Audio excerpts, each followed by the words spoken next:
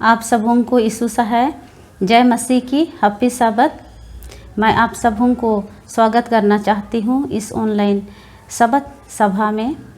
मैं पिता ईश्वर को धन्यवाद देना चाहती हूँ क्योंकि उसने हमें सुरक्षित रखा है, हर एक मुसीबत संकट से बचाया है। यदि आपके पास बाइबल है तो मेरे साथ खोलिए भजन संहिता 34 अध्याय उसका 14 से 18 पद। बुराई को छोड़ और भलाई कर, मेल को ढूंढ और उसी का पीछा कर। यहोवा की आँखें धर्मियों पर लगी रहती है और उसके कान भी उसकी दुहाई की ओर लगे रहते हैं।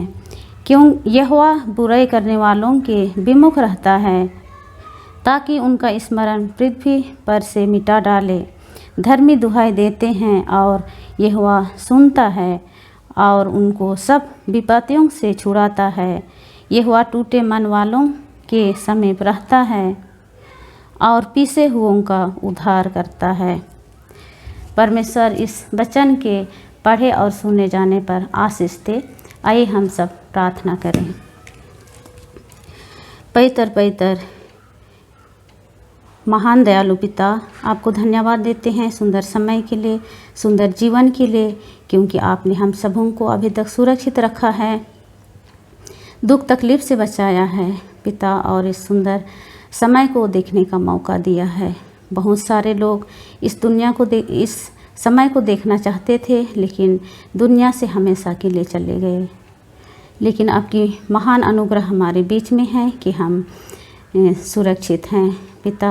हम प्रार्थना करते हैं हमारे डिवीज़न सेक्शन के लोग पिता उनके साथ हो, उनके परिवार के साथ हो, उनको सुरक्षित रख, दुख और तकलीफ़ से बचा और सब सुरक्षित रह करके आपके काम को आगे बढ़ाएं पिता। जितने भी आपकी महिमा करने वाले लोग हैं उन प्रत्येक के जीवन में हो, प्रत्येक के साथ हो, और जो लोग भी दुख और तकलीफ़ में हैं उन सब के साथ भी हो और उनको भी चंगाई दे कि वो लोग चंगा हो करके पिता आपका महिमा और स्तुति करें।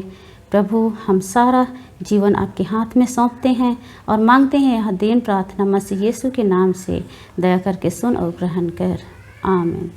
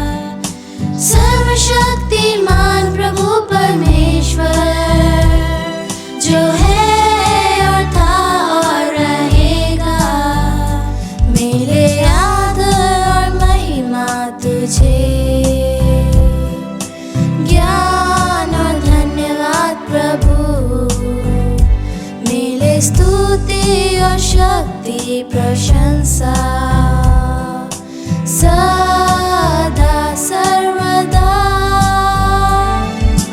सर्वशक्तिमान प्रभु परमेश्वर जो है और था और रहेगा।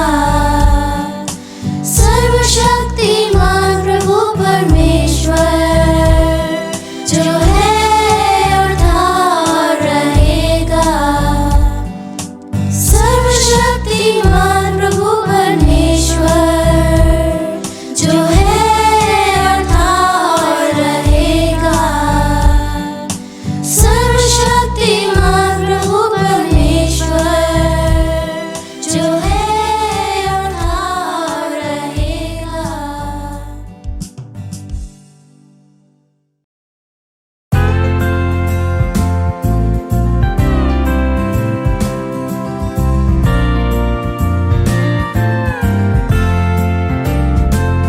सारी सृष्टि के मालिक तुम ही हो। सारी सृष्टि के रक्षक तुम ही हो। करते हैं तुझको सादर प्रणाम। गाते हैं तेरे गुणगान। Hallelujah, hallelujah, hallelujah, hallelujah,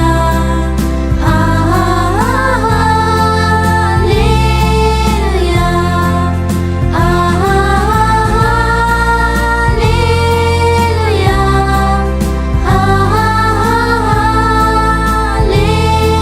hallelujah,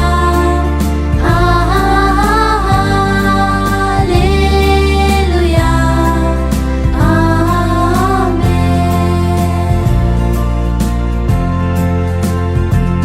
सारी सृष्टि को तेरा सहारा। सारे संकट से हमको बचाना। तेरे हाथों में जीवन हमारा है। अपनी राहों पर हमको चलाना। Hallelujah, hallelujah, hallelujah,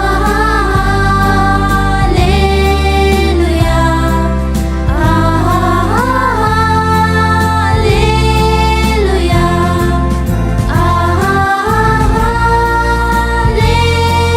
hallelujah,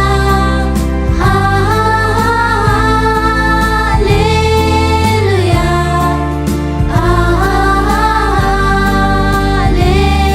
hallelujah, आमीन।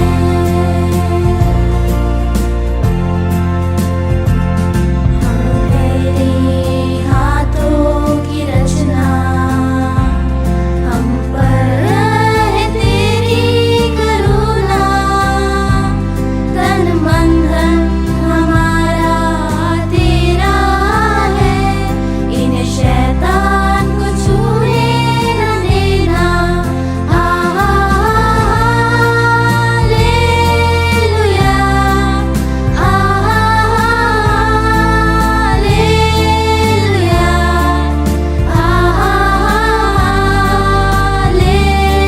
Hallelujah,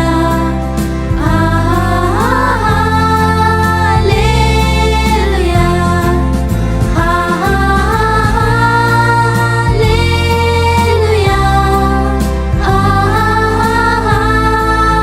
hallelujah,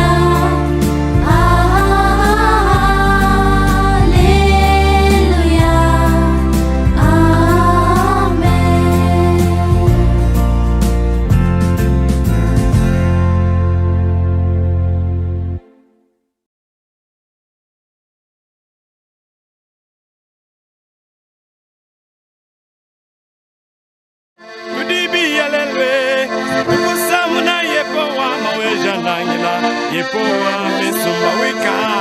We come today, we praise our Lord Jesus Christ, King of Kings. ये उस यात्रा के बारे में याद कर रहे हैं जो इन्होंने कई साल पहले किन्शासा, कोंगो, पश्चिम अफ्रीका के डेमोक्रेटिक गणराज्य में की। यह लंबी यात्रा थी। यह उनका पहला मौका था जब उन्होंने उस देश की यात्रा की और यह आंख खोलने वाला था। आप किन्शासा में 17 मिलियन लोगों को देखते हैं जो तेजी से बढ़ रहे हैं और ऐसा लग रहा था जैसा उनमें से हर एक सड़क पर बाहर है। जब ये हवाई अड्डे में से चले, ये देखते ही एक जीवंत हो रहा शहर, और वहाँ हमारे पास ग्लोबल मिशन अगुआ है जो चर्च रोपण कर रहे हैं। वे याद करते हैं वे शहर में जा रहे थे, लॉरियों और ट्रकों को पीछे लोगों से भरा देखते हैं, इसलिए यह एक बहुत बड़ी चुनौती थी। आपके पास बहुत कम संख्या में ग्लोबल मिशन अगुआ है जो बड़ी संख्या में लोगों तक पहुंचने की कोशिश कर रहा है। वे ग्लोबल मिशन ट्रेनिंग के लिए वहां थे और वे उस व्यक्ति को कभी नहीं भूलेंगे जो उनको अलग सा दिखा, पादरी जेरेमाया, पूर्व ग्लोबल मिशन अगुआ जो कार्यक्रम के लिए गाने नेतृत्व कर रहा था। वह इतना जोश और उत्साह से भरा हुआ था और उसके पास रोचक कहानियां भी थी। फिर वे सुझाव से उसे बाहर ले आए ताकि उसे फिल्मा सके, और वे ठीक चर्च के सामने निकल आए और वहां खड़े हो गए और उसने संगीत बजाना शुरू कर दिया और तुरंत भीड़ जमा हो गई।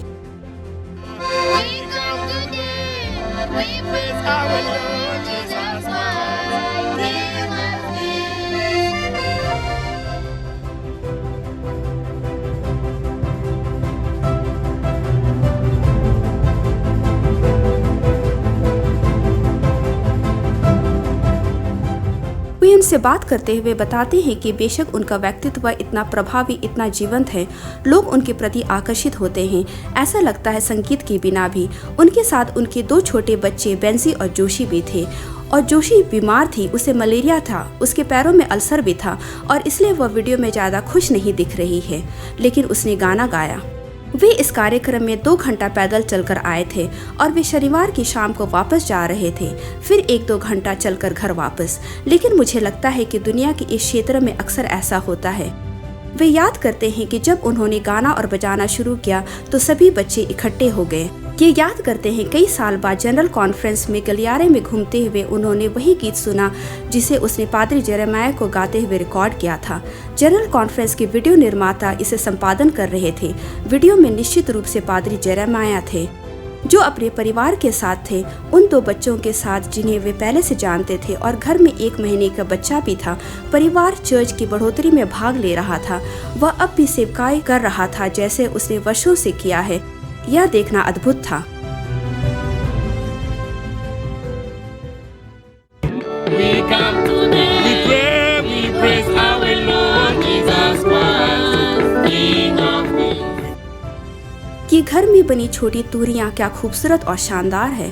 ग्लोबल मिशन अगवा करने वाले पादरी जेरेमाया जैसे जो दुनिया भर में काम कर रहे हैं, उनकी वित्तीय सहायता के लिए और आप सबकी प्रार्थनाओं के लिए धन्यवाद। वे उन जगह पर चर्च स्थापित कर रहे हैं इन कठिन परिस्थितियों में जिनके बारे में हमें पता ही नहीं था कि हम कभी कर सकते हैं। ये कहते हैं कि जब ये एक ग्लोबल मिशन अगवा से मिलते हैं जो केवल बुनियादी जीवन वेतन पर जीवन यापन कर रहे हैं, ये विनम्र है क्योंकि ये कहते हैं कि प्रभु हम नहीं जानते कि बलिदान क्या है।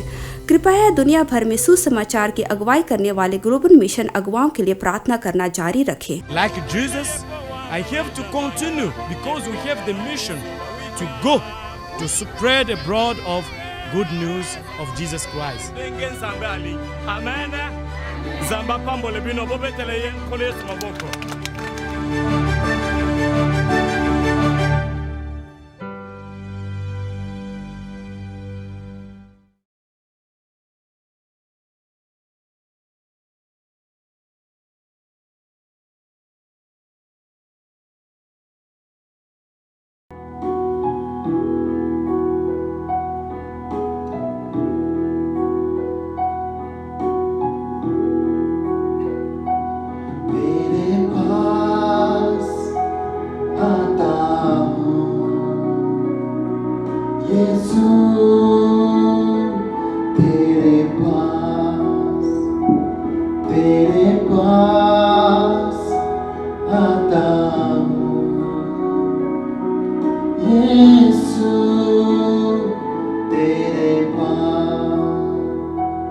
हर पल मेरी हर सांस तेरी स्तुति करती रहे। हर पल मेरी हर बात तेरी महिमा गाती रहे।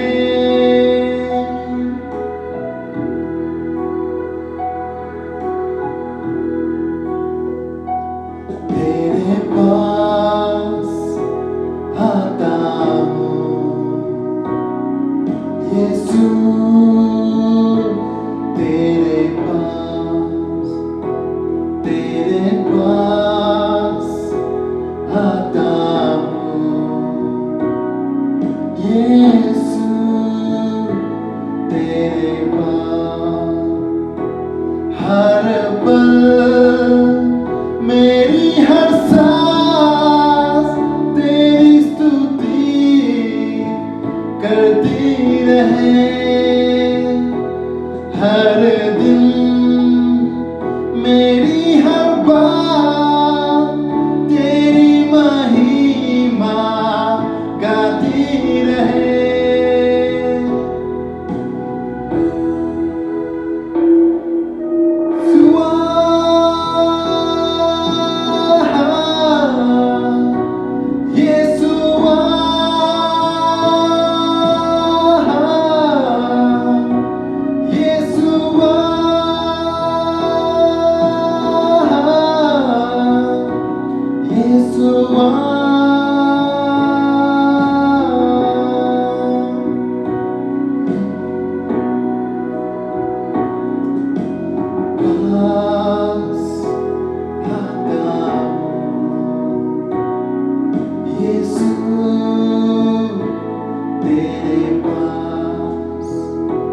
तेरे पास आता हूँ यीशु, तेरे पास।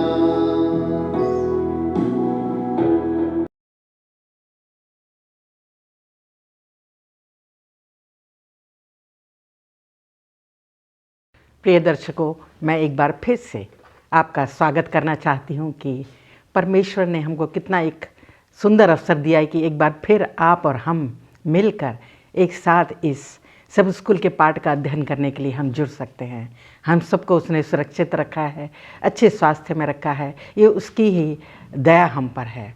मैं आपका तहे दिल से स्वागत करती हूँ और स्वागत करती हूँ हमारे अजीज़ मेहमान जिन्होंने आज हमारे सब स्कूल के पाठ का अध्ययन कराएंगे। पास्टर फ्रैंकलिन फ्रांसिस, मैं आपका स्वागत करती हूँ, और पास्टर भारती, मैं आपका भी दिल से स्वागत करती हूँ कि आप हमारे साथ हो सकते हैं हमें आज के पाठ का अध्ययन कराने के लिए। जैसा कि आप सब जानते हैं दर्शकों, ये हमारा 2021 का चौथा त्रिमास है और इसका शीर्षक है व्यवस्था विवरण में वर्तमान सत्य। आज हम 7वें पाठ का अध्ययन करने जा रहे हैं जो कि हम लोगों के लिए बहुत ज़रूरी है। और जैसा कि हम जानते हैं कि आज व्यवस्था विवरण के आधार पर जो हमारी किताब है जिसका हम अध्ययन कर रहे हैं उसका वर्तमान सत्य व्यवस्था और अनुग्रह को लेकर क्या है। 7वें पाठ का अध्ययन है व्यवस्था और अनुग्रह।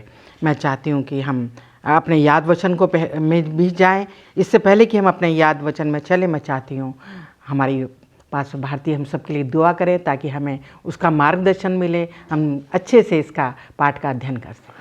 आइए प्रार्थना करें। ज़मीन और आसमान के बनाने वाले परवरदिगार, इस दुनिया के सृष्टिकर्ता, हम तेरे पास आते हैं, तेरा धन्यवाद देते हैं इस शुभ अवसर के लिए परमेश्वर जो तूने हम तमाम को दिया है कि हम तेरे वचन को इस ऑनलाइन मिनिस्ट्री के द्वारा परमेश्वर लोगों तक पहुंचाना चाहते हैं। तो हमारी इसमें मदद कर और परमेश्वर समझ और बुद्धि हम तमाम को तेरी तरफ से मिले कि हम इसको सुन सकें, समझ सकें और अपने जीवन में इसको अमली जामा पहना सकें, इस्तेमाल कर सकें, जिससे कि तेरी आशीष हमारे जीवन में भरपूरी के साथ हमें मिल सकें। खुदामंद हम तमाम की अगुवाई कर हमारे दर्शकों के साथ हो और परमेश्वर उनके परिवारों पर, उनके बच्चों पर, परमेश्वर उनकी खेती बाड़ी पर तेरी कसरत से आशीष हो। भतायात के साथ और परमेश्वर तो उनको अपनी बरकत दे। हम तमाम की अगुवाई कर मसीह यीशु के नाम में मांगते हैं, आमीन। दर्शकों को मैं आपके साथ आज का याद वचन साझा करना चाहूँगी जो कि गलातियों की किताब उसके दूसरे अध्याय की 21वीं आयत मैं पढ़ना चाहती हूँ, जिसमें परमेश्वर के वचन में इस तरह लिखा है, मैं परमेश्वर के अनुग्रह को व्यर्थ नहीं ठहराता, क्योंकि यदि व्यवस्था के द्वारा धार्मिकता होती तो मसीह का मरना व्यर्थ होता। अजीज़ों, जैसे कि हम व्यवस्था विवरण का अध्ययन कर रहे हैं, और आज जो हमारा, जिसको हम विशेष चर्चा करेंगे, परमेश्वर की व्यवस्था और परमेश्वर का अनुग्रह, इस बात को हम आज हमारे अध्यापकगण हमको सिखाएंगे गहराई से। काफ़ी कुछ हम लोग जानते हैं, समझते इस विषय में, शुरू से सुनते आए हैं परमेश्वर की आज्ञाओं के बारे में, परमेश्वर के अनुग्रह के बारे में। और अजीज़ों, ये आज हम और ये भी ध्यान से सीखेंगे, इस बात पर चर्चा होगी कि परमेश्वर का जो अनुग्रह है, व्यवस्थाएं दी गई, उसके साथ साथ शुरू से ही परमेश्वर का अनुग्रह हम पर बना रहा। और ये भी बात बहुत ही विचार में रहेगी कि हम इसको अनुग्रह को अपने किसी भी सामर्थ्य के द्वारा प्राप्त नहीं कर सकते। ये परमेश्वर का अनुग्रह जो है, उसकी तरफ से हमारे लिए एक उपहार है, जिसको हम पा सकते हैं। हम में कोई काबिलियत नहीं, हम में कोई योग्यता नहीं।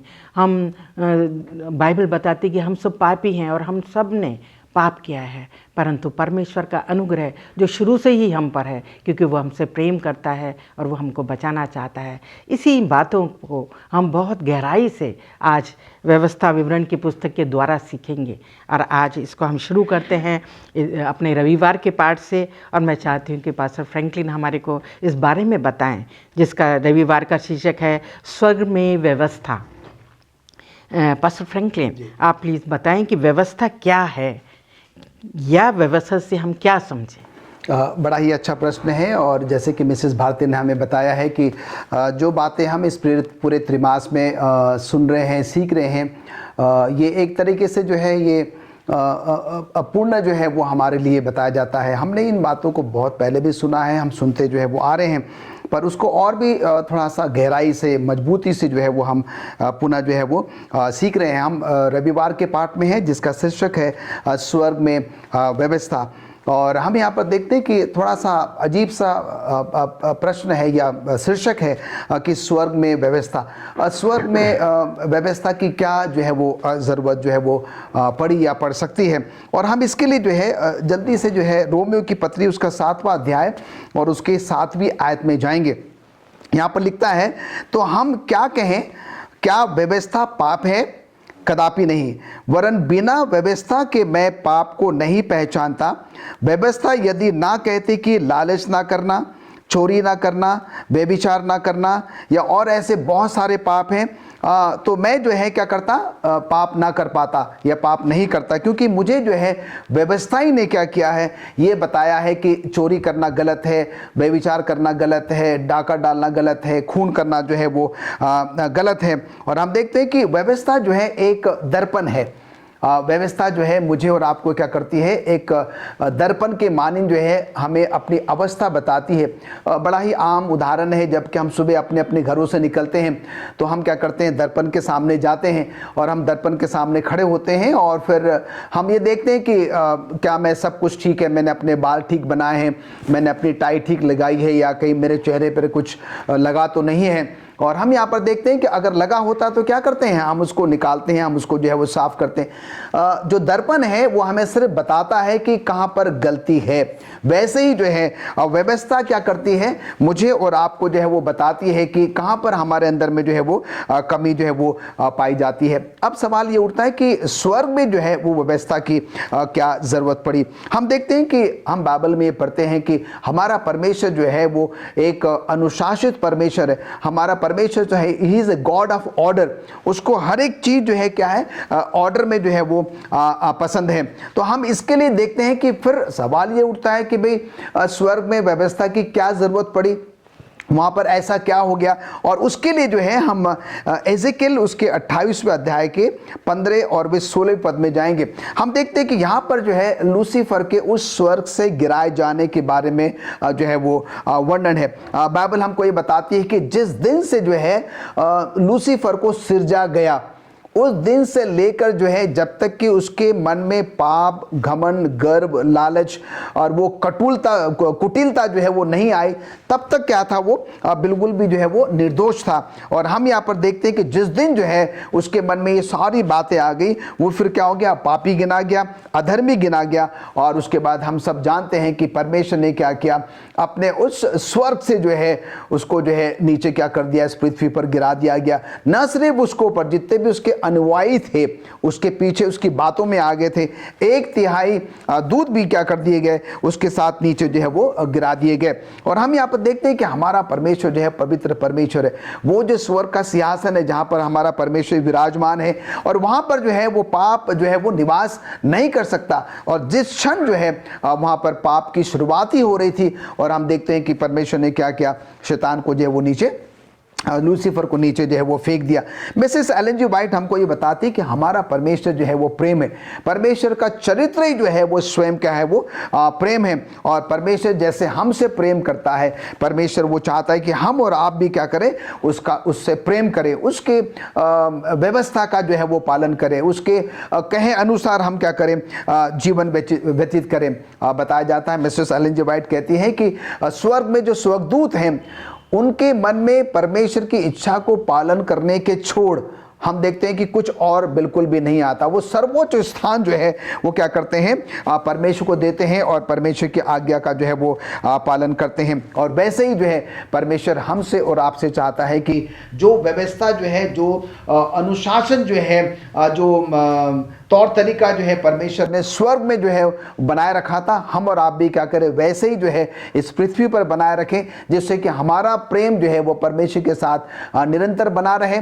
हम उसके मर्जी के अनुसार काम करें, उसकी आज्ञाओं का पालन करें। और जब हम ऐसा करेंगे तो क्या होगा, परमेश्वर खुश होगा और परमेश्वर हमें बहुत ऐसे आशीष और बरकत देगा। मैडम शुक्रगुजार हूँ पास्टर फ्रैंकलिन, आपने अच्छे से हमें समझाया। परमेश्वर नहीं चाहता कि ना स्वर्ग में ना पृथ्वी पर उसका पाप हो, वो चाहता है कि पवित्रता पाई जाए हर जगह। इसीलिए उसने जो है नियंत्रित करने के लिए, कंट्रोल करने के लिए अपना नियम दिया है, अपनी व्यवस्था दी है। आइए हम सोमवार के अध्ययन में चलते हैं, जिसका शीर्षक है व्यवस्था विवरण में व्यवस्था। और मैं चाहती हूँ पास्टर भारती इस बात को हमें समझाएं, व्यवस्था का पालन क्यों महत्वपूर्ण है।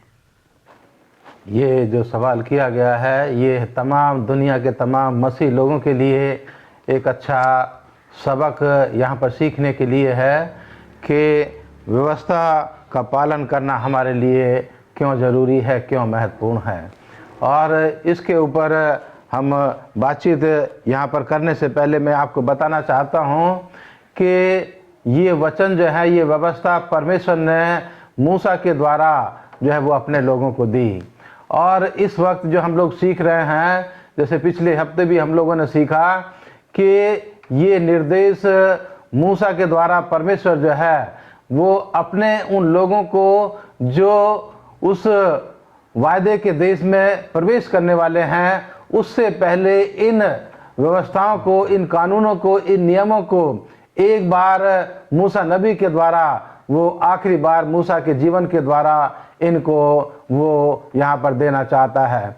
और इन व्यवस्था के बारे में जैसे हमने सीखा कि व्यवस्था जो है वो हर एक इंसान के लिए वो ज़रूरी है। नियम और कानून जो है, जो एक व्यवस्था का निचोड़ है, नियम और कानून हर एक व्यक्ति के लिए ज़रूरी हैं।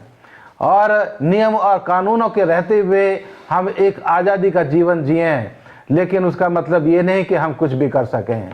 अगर हम ये सोचते हैं, जैसे कि आज बहुत से मसीह इस दुनिया में ये सोचते हैं कि हम मसीह लोग जो हैं आज़ादी का जीवन व्यतीत कर रहे हैं, लेकिन इसका मतलब ये बिल्कुल भी नहीं कि हम परमेश्वर के नियम कानूनों को, व्यवस्था को हम जो है ना माने। परमेश्वर का राज जो है वो नियम और कानूनों के ऊपर आधारित है। परमेश्वर का स्वर्ग राज जो है, वहाँ भी जैसे अभी पास्टर फ्रैंकलिन ने बताया कि वहाँ भी नियम और कानून थे स्वर्गीय राज में। और जो परमेश्वर का आने वाला राज है उसमें भी जो है वो नियम और कानून होंगे, क्योंकि कोई भी देश की सरकार वो नियम कानूनों के तहत ही वो आगे तरक्की के रास्ते पर बढ़ती है। और परमेश्वर ने ये अपने नियम और कानून इंसान की भलाई के लिए दिए।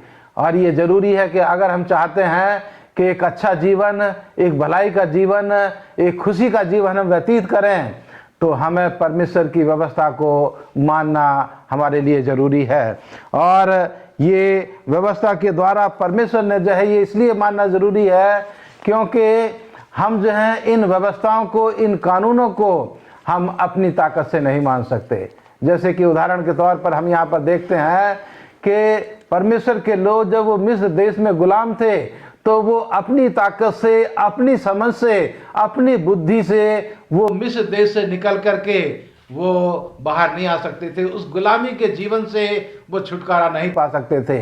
लेकिन परमेश्वर ने अपने प्यार के तहत, अपनी बुद्धि के तहत, अपनी महानता के तहत उन लोगों को उस गुलामी से निकाल करके वो आज़ादी का जीवन देने के लिए वो उनको जो वहाँ से निकाल करके लाया। और अजीजों, व्यवस्था हमारे लिए मानना इसलिए भी ज़रूरी है क्योंकि ये नियम और कानून हमें दिखाते हैं कि अगर हम इनका पालन करते हैं तो हम अपनी सरकार को प्यार करते हैं, हम अपने परमेश्वर को प्यार करते हैं। ये यहाँ जो है यूहन्ना की किताब उसके 14 अध्याय की 12 आयत में लिखा है कि अगर तुम मुझसे प्रेम रखते हो तो मेरी आज्ञाओं को मानोगे। और यही वचन जो है पुराने नियम में भी, नए नियम में भी बार बार इस बात को दोहराया गया है कि हम परमेश्वर की व्यवस्था के अनुसार अपने जीवन को जिएं। यहाँ व्यवस्था विवरण उसका 31 अध्याय की 12 आयत में लिखा है कि क्या पुरुष, क्या स्त्री, क्या बालक, क्या तुम्हारे फाटकों के भीतर के परदेशी सब लोगों को इकट्ठा करना कि वे सुनकर सीखें और तुम्हारे परमेश्वर यहोवा का भय मानकर इस व्यवस्था के सारे वचनों के पालन करने में चौकसी करें। तो ये वचन जो है परमेश्वर अपने उन तमाम लोगों को देना चाहता है जो उसको प्यार करते हैं कि अगर तुम मुझसे प्यार करते हो तो मेरी आज्ञाओं को मानो। और परमेश्वर जो है उसने अपने अनुग्रह के तहत हमारे लोगों को, जो परमेश्वर के लोग थे, उनको मिस्र देश से निकाला। और इस आखिरी ज़माने में भी, इस आखिरी दुनिया में भी, जिस दुनिया में मैं और आप रहते हैं, इस आखिरी समय में भी परमेश्वर अपने अनुग्रह के तहत ही मुझे और आपको इस पाप की गुलामी से वो छुड़ाने के लिए अपने अनुग्रह से मुझे और आपको एक खुशी का जीवन देने के लिए मुझे और आपको जो है वो ताकत, हिम्मत और समझ देने के लिए आज भी तैयार है। लेकिन ये तभी होगा जब हम परमेश्वर को प्यार करेंगे, उसकी व्यवस्था को मानेंगे, तब परमेश्वर का अनुग्रह मेरे और आपके जीवन में होगा और हम इस पाप की गुलामी से निकल करके, जैसे मिस्री लोग, जो इस्राएली लोग थे वो मिस्र की गुलामी से निकल करके आज़ादी के जीवन में आए, इसी तरह से मैं और आप आज अगर परमेश्वर को प्यार करते हैं, उसकी व्यवस्था का पालन करते हैं, तो हम इस पाप की गुलामी से निकल करके आज़ादी के जीवन की तरफ अपना सफ़र शुरू कर सकते हैं। शुक्रगुजार हूँ पास्टर भारती आपका इतने अच्छे संदेश के लिए जो आपने हमें सिखाया। अब हम मंगलवार के अध्ययन में चलते हैं जिसका शीर्षक है तेरे भले के लिए। और मैं पास्टर फ्रैंकलिन फ्रांसिस से चाहती हूँ कि वो इस बात पर रोशनी डालें, परमेश्वर ने हमारे भले के लिए क्या दिया और हमसे क्या चाहा, हमारे भले के लिए क्या दिया उसने। बड़ा ही अच्छा प्रश्न है मैडम। और हम मंगलवार के पाठ में हैं और जिसका शीर्षक है तेरे भले के लिए। और हम देखते हैं कि यहाँ पर एक इब्री शब्द भी है लेटो लैक, और जिसका मतलब होता है कि तेरे भले के लिए। और हम देखते हैं कि जैसे कि मैडम आपने प्रश्न किया है कि परमेश्वर ने जो है हमारे भले के लिए जो है वो क्या किया है और वो हमसे जो है वो क्या चाहता है। और हम यहाँ पर देखते हैं कि हमें बाइबल में वो कहानी याद है कि परमेश्वर ने मूसा को जो है सीनै पर्वत पर बुलाया और बुलाने का मकसद एक ही था कि परमेश्वर चाहता था कि वो अपनी जो व्यवस्था है, जो कि 10 आज्ञा हैं, वो क्या करे, मूसा के द्वारा जो है वो अपने लोगों तक जो है वो पहुंचाए। और हम देखते हैं कि वो समय आया और मूसा जो है परमेश्वर के आदेश के अनुसार जो है वो सीनै पर्वत पर जाता है और जहाँ पर कि परमेश्वर ने जो है उसको वो 2 पट्टियों में, 2 तख्तियों में जो है जिसको कि परमेश्वर ने अपने हाथों से जो है वो लिखा था, 10 आज्ञा जो है वो देता है। और हम यहाँ पर देखते हैं कि जब मूसा को सीनै पर्वत से आने में देर हो जाती है और तब यहाँ पर देखते हैं कि जो इजरायली है और वो जो है हारून से कहते हैं कि अब हमें ऐसा नहीं लगता कि मूसा जो है वो वापस आएगा, और तू क्या करके हमारे लिए कुछ ऐसा देवता बना दे जिससे कि हम क्या करें, उसकी उपासना करें। और हम देखते हैं कि कहानी बताती है कि फिर हारून ने क्या किया, उनसे कहा ठीक है तुम क्या करो, अपने जो भी सोना चांदी है सब इकट्ठा करो। उन्होंने वो इकट्ठा किया और वहाँ पर फिर बछड़ा बनाया गया और उसकी जो है वो उपासना की गई। और हम देखते हैं कि परमेश्वर ने मूसा से कहा कि अब देख मेरे जो लोग हैं वो जो है बहुत ही गलत काम कर रहे हैं, और मैं चाहता हूँ कि तू बिना विलंब बिना देर के जो है वो तू क्या कर, ये 10 आज्ञा लेकर नीचे जा।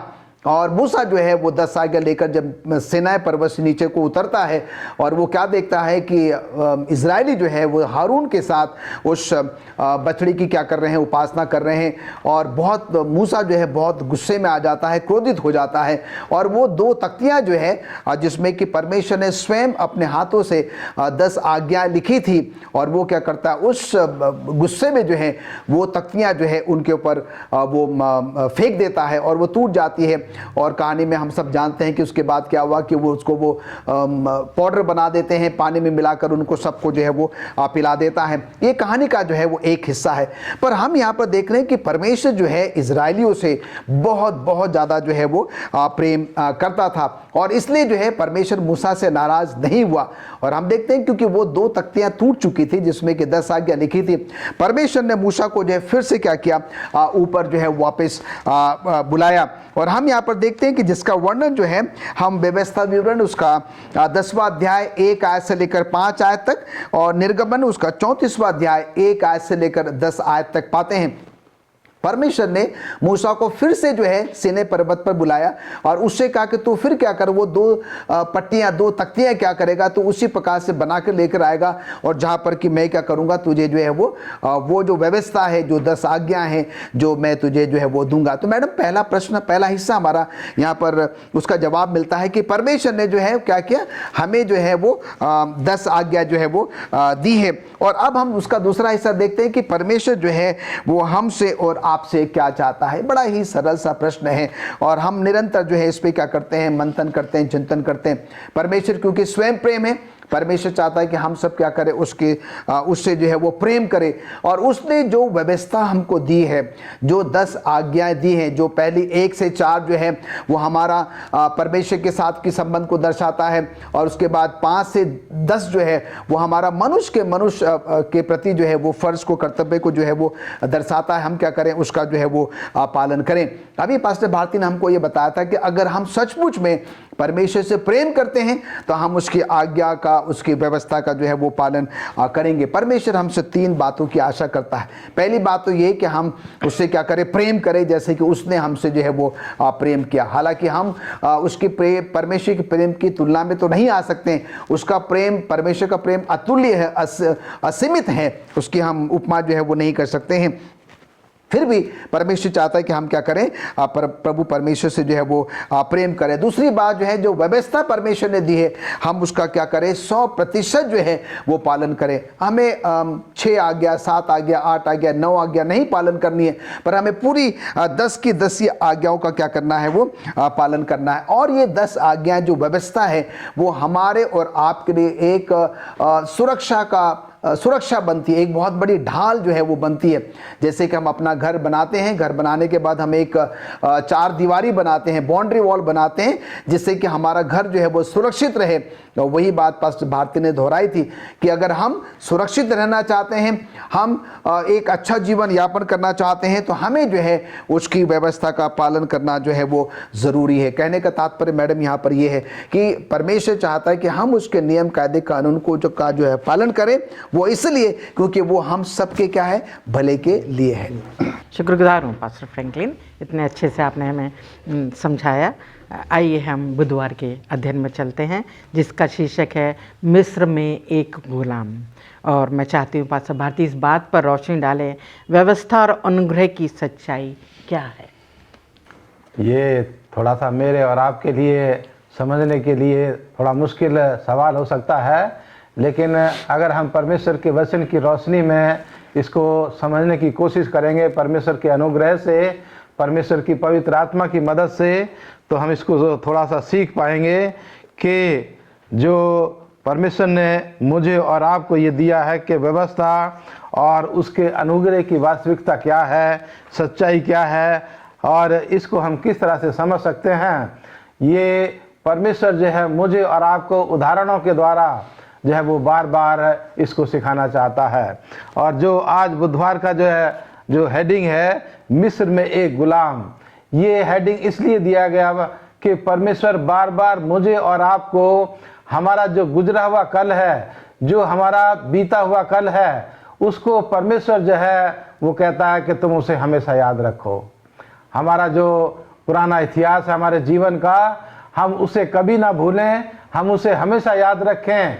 और परमेश्वर ने अपने लोगों को ये बार बार कहा है कि तुम याद करो कि तुम मिस्र देश में कैसा जीवन व्यतीत कर रहे थे, तुम्हारा जीवन जो था वो किस परेशानियों से भरा हुआ था। और उस मुसीबत के जीवन से परमेश्वर ने अपने महान और शक्तिशाली हाथ से जो है तुमको वहाँ से निकाल करके वो जो है लेकर के आया। यहाँ व्यवस्था विवरण उसकी 26 अध्याय की 8 आयत में लिखा है, और यहोवा ने बलवंत हाथ और बढ़ाई हुई भुजा से अति भयानक चिन्ह और चमत्कार दिखाकर हमको मिस्र देश से निकाल ले आया। ये परमेश्वर ही था, वो सर्वशक्तिशाली, वो महान परमेश्वर ही था जो अपने लोगों के द्वारा उसने जो है मिस्र देश से अपने लोगों को बहुत ही अजीबो गरीब तरीके से उनको वहाँ से निकाला, जो वो मिस्र देश में रहते हुए सोच भी नहीं सकते थे। जो परमेश्वर के लोग थे, जब वो गुलामी का जीवन व्यतीत कर रहे थे मिस्र देश में, तो उनके लिए उनको कोई रास्ता नजर नहीं आता था कि हम किस तरह से इस भयानक जीवन से, गुलामी से हम किस तरह से छुटकारा पा सकते हैं।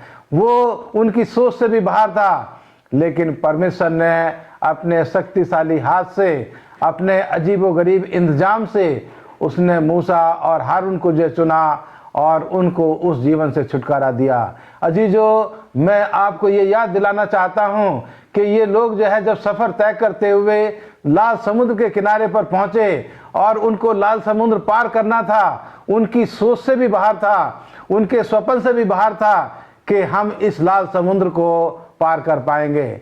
लेकिन अजीजों, परमेश्वर ने अपनी शक्तिशाली हाथ से, अपने भुजबल से उस लाल समुद्र को जो है 2 हिस्से कर दिया, और जिन्होंने उसके ऊपर विश्वास किया वो उस लाल समुद्र को जो है पार करके दूसरे किनारे पर पहुंचे। लेकिन साथ ही साथ हम यहाँ भी देखते हैं कि जो परमेश्वर में विश्वास नहीं रखते थे, वो जब इस लाल समुद्र में घुसे तो वो डूब करके जो है खत्म हो गए। अजीजों, परमेश्वर के लोग जो है जब यर्दन नदी के किनारे पर पहुंचे और उनको बार बार इस बात का एहसास दिलाया गया कि परमेश्वर महान है, और उस यर्दन को पार करने के लिए भी परमेश्वर ने पानी को जो है 2 हिस्से कर दिया। अजीजों, आज मेरा और आपका परमेश्वर जैसे मिस्र से जो है गुलामी से लोगों को निकाल करके लाया, परमेश्वर मुझे और आपको इस पाप की गुलामी से निकालने की शक्ति और सामर्थ्य रखता है, अगर हम उस पर विश्वास करते हैं। अगर हम उस पर विश्वास करते हैं, अगर हम उसके नियम और कानूनों के तहत अपने जीवन को व्यतीत करते हैं, तो परमेश्वर का अनुग्रह मेरे और आपके जीवन के ऊपर होगा। यहाँ मत्ती की किताब उसके 18 अध्याय की 21 से 35 वर्ष में जो है एक उदाहरण दिया गया है कि परमेश्वर अपने लोगों के गुनाहों को माफ़ करने के लिए जो है वो हमेशा तैयार रहता है। और उसने जो है उस दास को माफ़ किया जिसके ऊपर उसके 1000 तोड़े या 1000 रुपये वो कर्जदार था। उसने गिड़गिड़ा करके प्रार्थना की कि प्रभु मुझे समय दो और मैं आपका कर्ज जो है वो भर दूंगा। परमेश्वर ने उसके गिड़गिड़ाने को सुना, उसकी आवाज़ को सुना और उसको माफ़ कर दिया। लेकिन अजीजों, यहाँ हम पाते हैं कि उस दास ने अपने दूसरे संगी साथी को, जिसके ऊपर केवल 100 दिनार उसका कर्ज था, उसको माफ़ नहीं किया, और इसकी वजह से परमेश्वर ने उस दास को भी जिसको माफ़ किया था, उसको भी जो है उसने दोबारा से उसको जो है उस चीज़ का उसने दंड दिया। तो यहाँ सीखने की बात यह है कि मैं और आप आज पाप की गुलामी में हैं। परमेश्वर ही सर्वशक्तिशाली है, वो मुझे पाप की गुलामी से बचाने के लिए वो अपना काम जो है आज भी करने के लिए तैयार है। अपना अनुग्रह आज भी मेरे और आपके जीवन पर उड़ेलने के लिए तैयार है, और वो चाहता है कि मैं अपने लोगों पर दया करूं, जिससे कि मेरे लोग दूसरे लोगों पर दया करें। इसलिए परमेश्वर का वचन यहाँ सिखाता है कि हम परमेश्वर में विश्वास करें, उसके नियम कानूनों को माने और लोगों के ऊपर दया करें, तो परमेश्वर का रहम और फजल मेरे और आपके जीवन के ऊपर भी होगा। धन्यवाद देती हूँ पास्टर भारती आपका हमें समझाने के लिए, जो आपने हमें इस विषय में सिखाया। आइए हम गुरुवार के अध्ययन में चलते हैं, जिसका शीर्षक है आपकी धार्मिकता के लिए नहीं। और मैं चाहती हूँ पास्टर फ्रैंकलिन हमें समझाएं विश्वास के द्वारा धार्मिकता क्या है। फिर बड़ा ही अच्छा प्रश्न है मैडम हमारे पास आज, जिससे हम जो बहुत कुछ सीख सकते हैं। जैसे कि हमने मैडम ने बताया कि हम गुरुवार के पाठ में हैं, जिसका शीर्षक है आपकी धार्मिकता के लिए नहीं। और जब हम धार्मिकता के बारे में बात करते हैं तो बाइबल हमें बिल्कुल साफ साफ ये बताती है कि हम में से कोई भी जो है वो धर्मी नहीं है। अगर कोई धर्मी है तो सिर्फ और सिर्फ जो है वो प्रभु परमेश्वर है। और हमें ये जानना बहुत बहुत ज़्यादा ज़रूरी है कि जब हमें परमेश्वर की धार्मिकता की आवश्यकता है, हमें अपने आप को छोटा करना होगा, हमें आपको शून्य करना होगा, हमें अपने आप को जो है परमेश्वर के पास ले जाना होगा और अपने आप को पूरी तरीके से जो है परमेश्वर को समर्पित करना होगा, ये मानते हुए कि हम बिल्कुल भी क्या है कुछ नहीं है और हमें जो है वो परमेश्वर की धार्मिकता की जो है वो ज़रूरत है। कई बार हमारे अंदर में जो है ये सोच ये विचार आता है कि शायद हम अपने अच्छे कामों के द्वारा, हम अपने अच्छे ज्ञान के द्वारा, हम अपने अच्छे उन तमाम काबिलियतों के द्वारा जो है क्या कर सकते हैं, सिद्ध गिने जा सकते हैं, धर्मी जो है वो गिने जा सकते हैं। पर हम देखते हैं कि अजीज़ों, भाइयों बहनों, दर्शकों, परमेश्वर का वचन हमको साफ साफ ये बताता है हमारे अच्छे काम, जिसे कि हम अच्छे कहते हैं, बाइबल ये कहती है कि हमारे अच्छे काम क्या है, वो गंदे कपड़े चिथड़ों की मानिद है। इसका मतलब ये उसका कोई भी मूल्य जो है वो नहीं है। अगर हमें परमेश्वर की धार्मिकता चाहिए तो हमें और आपको जो है सिर्फ और सिर्फ प्रभु परमेश्वर पर जो है वो संपूर्ण विश्वास करने की जो है वो ज़रूरत है। और जब हम परमेश्वर पर संपूर्ण विश्वास करेंगे और तभी क्या है कि हम जो है परमेश्वर की धार्मिकता को जो है वो हासिल कर पाएंगे। अब मिसेस एलन जी वाइट कहती है, एक किताब है उनकी, the faith I live in by, जिसका कि पृष्ठ नंबर है 109। और इस किताब में 109 पृष्ठ में वो कहती है कि अगर मनुष्य जो है अपनी धार्मिकता के बारे में सोच विचार भी करता है तो उसे क्या करना होगा, अपने आप को जो है पूरी तरीके से मिट्टी में मिला देना होगा, अपने आप को पूरी तरीके से जो है वो शून्य जो है वो बना देना होगा। क्यों? क्योंकि उसके अंदर में कुछ भी नहीं है, सिर्फ उसे परमेश्वर पर विश्वास करने की ज़रूरत है, परमेश्वर पर जो है वो भरोसा करने की ज़रूरत है। और जब वो अपना संपूर्ण विश्वास और भरोसा जो है सिर्फ और सिर्फ प्रभु परमेश्वर पर रखेगा तो क्या होगा, वो उस धार्मिकता को जो है वो ग्रहण कर सकेगा। दूसरी बात हम यहाँ पर देखते हैं कि ये हम सबको बहुत ही ज़रूरी है कि हम और आप क्या करें कि समझे हम पापी हैं, हम गुनहगार हैं, हम अपवित्र हैं, हमारे अंदर में कोई भी खूबी, कोई भी लियाकत नहीं है। ये परमेश्वर का अनुग्रह है जो कि आज परमेश्वर ने हमें और आपको दिया है कि हम और आप क्या है इस पृथ्वी पर जिंदा है।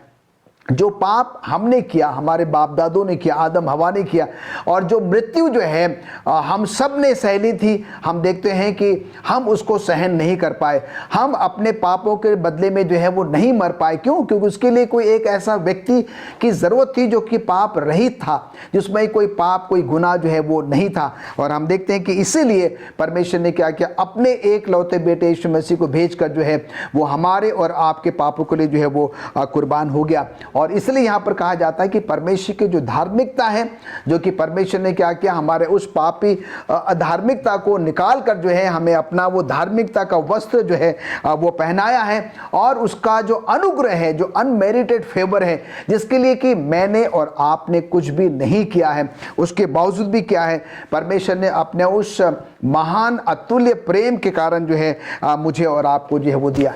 कई बार जो है हम इतने कठोर हो जाते हैं, कई बार जो है हम इतने गुनाह में, इतने पाप में जो है वो पड़ जाते हैं, कई बार हमारी इतनी कमियां खामियां हो जाती हैं। उसके बावजूद भी हम देखते हैं कि परमेश्वर ने इजराइलियों को प्रेम किया और आज के वर्तमान युग में जो है परमेश्वर हमसे और आपसे भी क्या कर रहा है, वो प्रेम कर रहा है। हमारा वो अधार्मिकता का जो वस्त्र है वो उसको निकाल कर क्या करता है, हमें अपने उस धार्मिकता के वस्त्र को जो है वो धारण कराता है, जिससे कि उसके अनुग्रह में जो है हम क्या कर सकते हैं, जीवन यापन जो है वो कर सकते हैं। आज के इस थर्सडे के पाठ में जो है हम दो बातें सीख सकते हैं। पहली बात तो ये है कि आइए हम इस बात को माने कि हम जो है अपने आप में बिल्कुल भी कुछ नहीं हैं।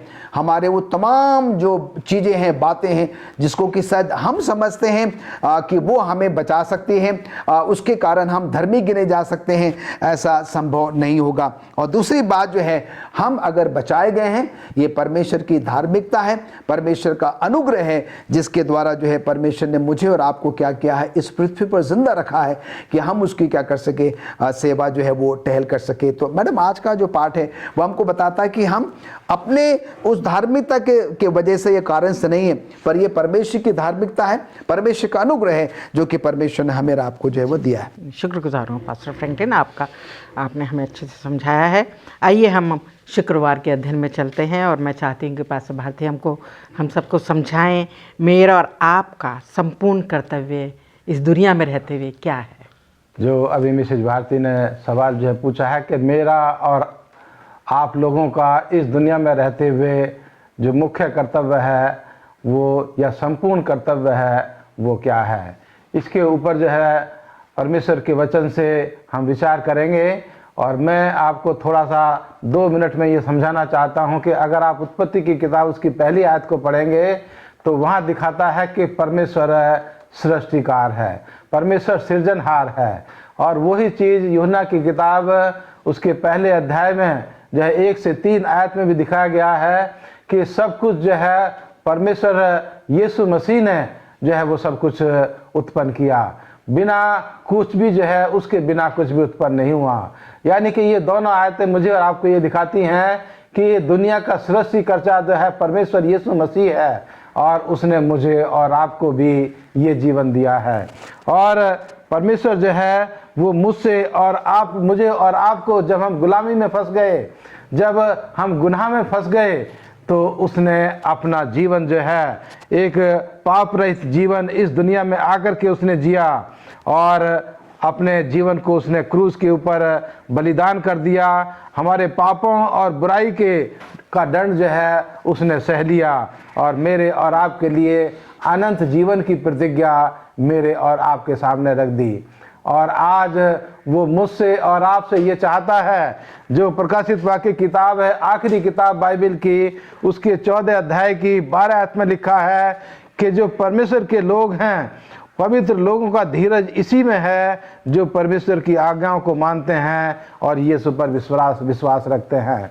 तो अजीजों, जो परमेश्वर के लोग हैं वो अपने जीवन में धीरज रखें और धीरज रखते हुए खुदामद यीशु मसीह पर विश्वास करें और उसकी आज्ञाओं का पालन करें। और यही बात जो है वो सबोपदेशक की किताब उसके 12वें अध्याय की 13 आयत में लिखा है कि सब कुछ सुना गया, अंत की बात यह है कि परमेश्वर का भय मान, उसकी आज्ञाओं का पालन कर, क्योंकि मनुष्य का संपूर्ण कर्तव्य यही है। यहाँ भी जो है वही बात दूसरे शब्दों में मुझे और आपको समझाने की कोशिश की जा रही है कि हम परमेश्वर को प्यार करें, परमेश्वर में विश्वास करें और उसकी आज्ञाओं का पालन करें, क्योंकि मेरा और आपका इस दुनिया में रहते हुए संपूर्ण कर्तव्य यही है। और तब परमेश्वर का अनुग्रह मेरे और आपके जीवन के ऊपर होगा। शुक्रगुजार हूँ पास्टर भारती आपका, आपने बहुत अच्छे से हमें सिखाया और इस अध्ययन के लिए मैं आप दोनों का शुक्रगुजार हूँ कि आपने हमारे दर्शकों को, हमें भी, पास्टर फ्रैंकलिन आपका भी मैं शुक्रगुजार हूँ कि आपने हमें इतने अच्छे से ये सब चीज़ें सिखाई। परमेश्वर की व्यवस्था, परमेश्वर का अनुग्रह। अजीज़ों, जैसा कि हम सब कुछ शुरू से ही सुनते आ रहे हैं ये सब बातों के विषय में, और हम ये भी जानते कि सीखते आ रहे हैं अपने इन अध्ययनों के ज़रिए कि हमारा परमेश्वर का प्रेम अमूल्य है हमारे लिए, और वो प्रेम उसका यही दिखाता है कि वो चाहता है कि वो हम भी पवित्र बने, जैसा वो पवित्र है, धर्मी है, वो हमसे भी यही उम्मीद रखता है, आशा रखता है। और जो उसने ये हमें आज्ञाएं दी हैं ये हमारे भले के लिए, जैसा कि हमने सीखा। इसमें ये हमारे लिए एक तरीके से एक सुरक्षा का कवच है, उसका कार्य करता है। जब हम उसके आज्ञाओं पर चलते हैं तो हम दुनिया की बुरी बातों से बचे रहते हैं।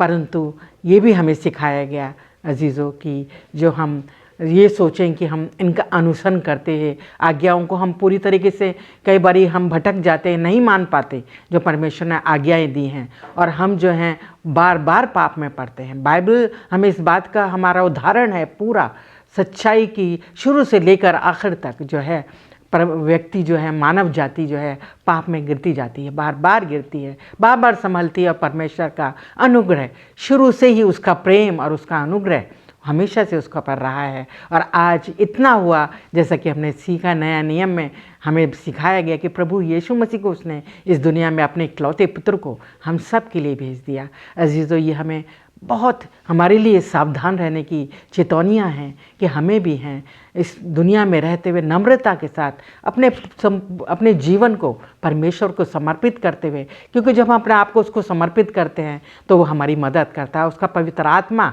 हमारी अगुवाई करता है कि हम उसकी व्यवस्था का पालन करें, उसके आज्ञाओं को मानें, और उसके बाद हम उसके अनुग्रह को भी पाते हैं। उसके अनुग्रह के ही द्वारा हम उसके आज्ञाओं का ही पालन करते हैं। तो ये जो है एक व्यवस्था का और अनुग्रह का एक बहुत मजबूत रिश्ता जो कि शुरू से ही परमेश्वर ने हम सब के लिए दिया है। और ये हमारे लिए उसका अनुग्रह, हम में कोई काबिलियत है ही नहीं, कुछ भी योग्यता नहीं कि हम उसको पा सकें।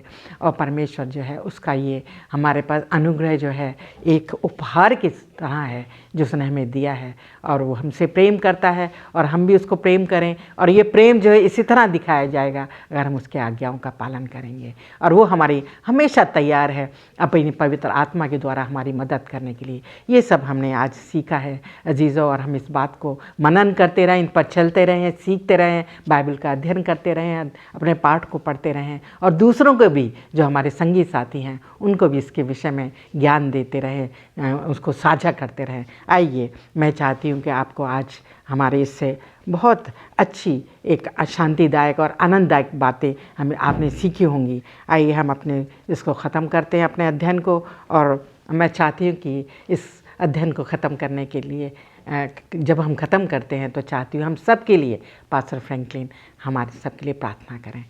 आइए प्रार्थना करें। स्वर्गीय पिता परमेश्वर, हम धन्यवाद देते हैं आज के पवित्र सबत के लिए और आज की पवित्र संगति के लिए, जबकि हम अपने अपने घरों में बैठकर प्रभु आज के इस आधुनिक यंत्रों के द्वारा आज के सब स्कूल पाठ का अध्ययन कर पाए। धन्यवाद देना चाहते हैं पिता परमेश्वर आज के अच्छे सब स्कूल पाठ अध्ययन के लिए। धन्यवाद देते हैं प्रभु आपके बेटे प्रभु यीशु मसीह के लिए, जिसने कि हमारे पापों के लिए अपने आप को उस क्रूस पर बलिदान कर दिया। धन्यवाद देते हैं पिता परमेश्वर आपके उन 10 आज्ञाओं के लिए, आपकी व्यवस्था के लिए, जिसको कि आप चाहते हैं कि हम उसका पालन करें, जिससे कि हम सुरक्षित रहें। प्रभु धन्यवाद देते हैं आपके उस धार्मिकता के वस्त्र के लिए जो कि हमारे लिए बहुत बहुत ज़्यादा ज़रूरी है। प्रभु धन्यवाद देना चाहते हैं आपके उस असीम अनुग्रह के लिए जिसकी वजह से प्रभु आज हम जैसे पापी, गुनहगार और नाचीज़ लोग इस दुनिया में जीवित पाए जा सकते हैं। प्रभु जो कुछ भी आज हमने आपके सब स्कूल पाठ के अध्ययन के द्वारा सीखा है, हमारी मदद करें कि हम उनको अपने जीवन में उतारने वाले बने और दूसरों के साथ साझा करने वाले भी बन सकें। प्रभु धन्यवाद देते हैं कि आपने हमारी प्रार्थनाओं को सुना है। प्रभु यीशु मसीह के नाम से मांगते हैं, आमीन। आमीन आमीन।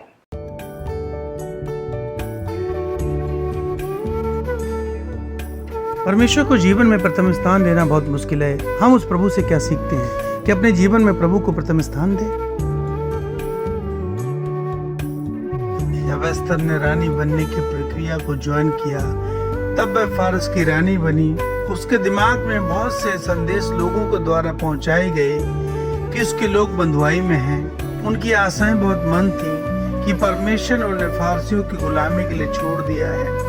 अभी भी आज्ञाकारिता की जरूरत थी, लेकिन एस्थर अंदर और बाहर से बहुत सुंदर थी। जबकि एक क्रूर राजा ने उसे अपनी रानी होने के लिए चुना था। एस्थर ने अपने महलों और अधिकारों का आनंद उठा रही थी।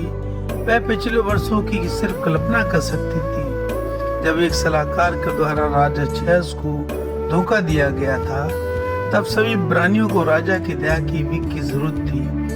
एस्तर को डर था कि गरीबी में परमेश्वर को प्रथम स्थान रखना बहुत मुश्किल है, जबकि धन और शक्ति भी लोगों को परमेश्वर से दूर ले जाती हैं। जब आप प्रभु को जीवन में प्रथम स्थान दे रहे होते हैं, जब आपके पास धन और सामर्थ्य अधिक हो, तब आप एस्तर का उदाहरण फॉलो कर सकते हैं। आओ और मेरे लिए 3 दिन तक उपवास करो कि मैं राजा के सामने जा सकूं, जो कि कानून के खिलाफ है, और यदि मैं नाश होती हूँ तो हो जाऊं। एस्तर को बिल्कुल डर नहीं था। वह उत्साहित थी कि वह बहुत सुंदर है और उसने परमेश्वर को जीवन में प्रथम स्थान दिया है। उसने अपने जीवन दांव पर लगाकर दूसरों को बचाना चाहा और कहा, यदि मैं नाश होती हूँ तो हो जाऊं। हम जानते हैं कि एस्तर की कहानी का अंत क्या है। एस्तर ने परमेश्वर को जीवन में प्रथम स्थान दिया। हमारे साथ भी यही उदाहरण है। कलीसिया में डीकन दशमांश को इकट्ठा करते हैं और परमेश्वर को जीवन में प्रथम स्थान देते हैं।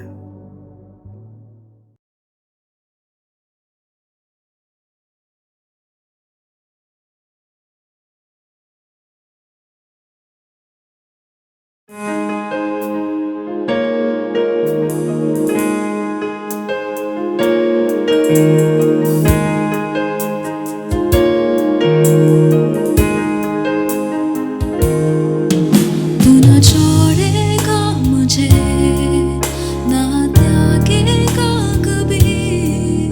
तू कितना है भला, बयां कर पाऊं नहीं।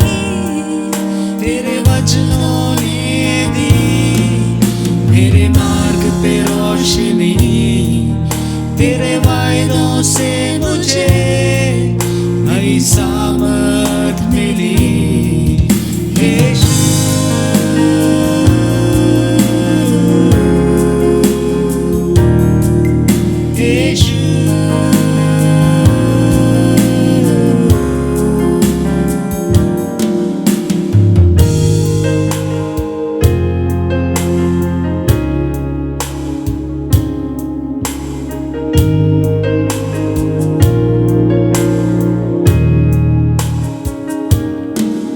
कोई संदेह ना मुझे तेरे प्यार पे खुदा, क्योंकि क्रूस पे तूने मेरे पापों को लिया।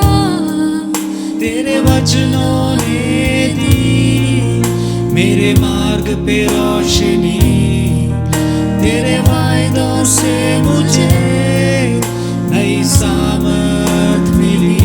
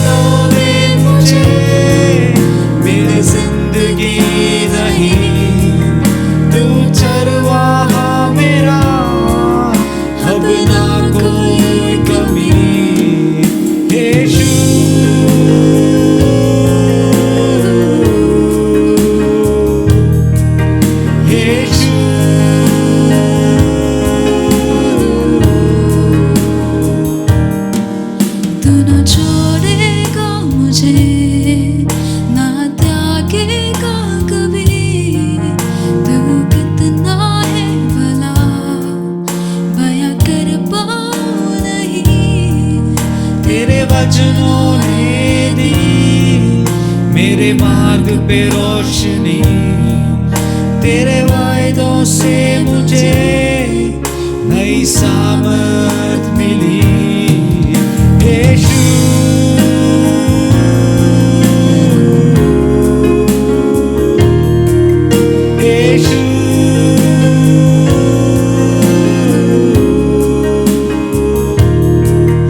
यीशु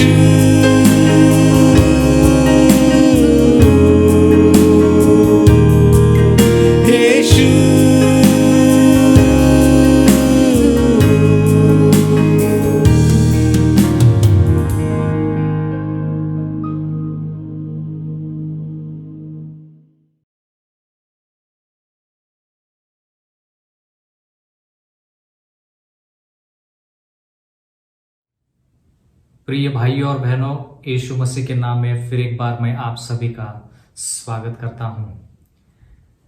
भाइयों और बहनों, आज जो संदेश हम यहोवा के वचन से पढ़ने वाले हैं वो मसीह लोगों के लिए बहुत ही जरूरी है। और विशेष रूप से जब हम पुराना नियम और नया नियम पढ़ते हैं तो उस वक्त हमें ये संदेश जो है, ये संदेश जानना बहुत बहुत जरूरी है। मैं आप सभी का आज के इस वचन की तरफ स्वागत करता हूं और आशा करता हूं कि आज का ये जो संदेश है, ये संदेश हम सभी लोगों के लिए रूहानी तौर पर लाभदायक ठहरेगा।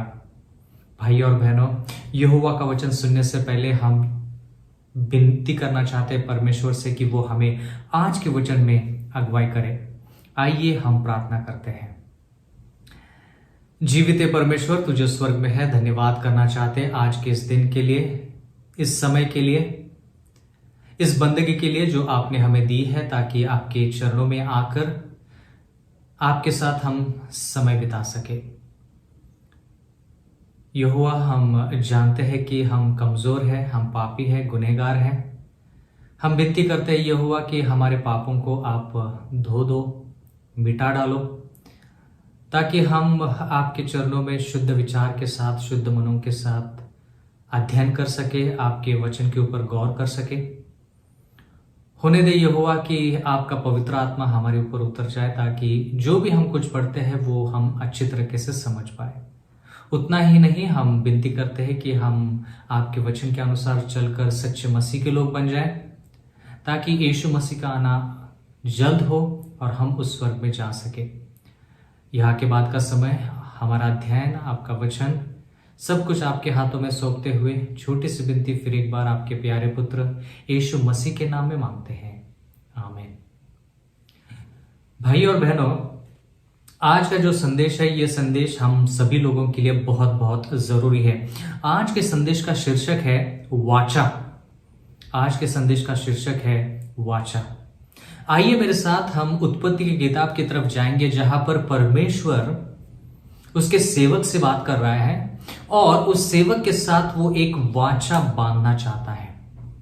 उत्पत्ति की किताब उसका 17वां अध्याय, पहला वचन लिखा है यहां पर, जब अब्राम 99 वर्ष का हो गया, तब यहोवा ने उसको दर्शन देकर कहा कि मैं सर्वशक्तिमान परमेश्वर हूं, मेरी उपस्थिति में चल और सिद्ध होता जा। भाई और बहनों, यहां पर हम देखते हैं कि यहोवा जो है वो अब्राम से बात करते हैं और यहां पर लगभग अब्राम की उम्र जो है वो लगभग 100 है और उसके साथ परमेश्वर बातचीत करते हैं। क्या बातचीत करते हैं? अगला वचन पढ़ेंगे, उत्पत्ति उसका 17वां अध्याय, दूसरा वचन, और मैं तेरे साथ वाचा बांधूंगा और तेरे वंश को अत्यंत ही बढ़ाऊंगा। तीसरा वचन, तब अब्राम मुंह के बल गिरा और परमेश्वर उससे यो बातें कहता गया।